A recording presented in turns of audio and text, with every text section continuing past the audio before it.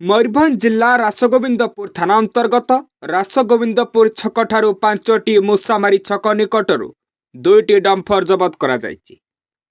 तेबे बालेश्वर जिल्लार मांकेडियारू बाली बोझे डंफर शिखरपुर होई जिबाकू थिबा बेले बेआईन भावे मयूरभंज जिला को चालना करा जाउथिला। खबर पाई रासगोविंदपुर थाना अधिकारी पद्मलोचन प्राणीग्राही 5टी डंफर को जबत करी माइनिंग विभाग खबर देइथिबा जणा पड़िछि।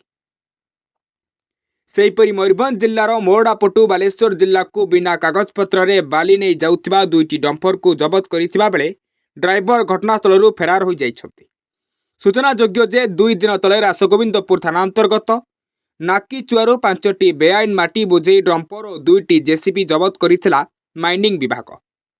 रासगोविंदपुर थाना अंतर्गत विभिन्न स्थानरू चोरारे माटी मोरम और बाली चालना बढ़ुथिबारू एभली लक्ष्य करी थाना पक्षर पेट्रोलिंग को बढ़ा जाइथिबा सूचना देइछन्ति थाना अधिकारी पद्मलोचन प्राणीग्राही। मयूरभंजरू शिवशंकर मानक रिपोर्ट, वंदे भारत ब्लॉग्स।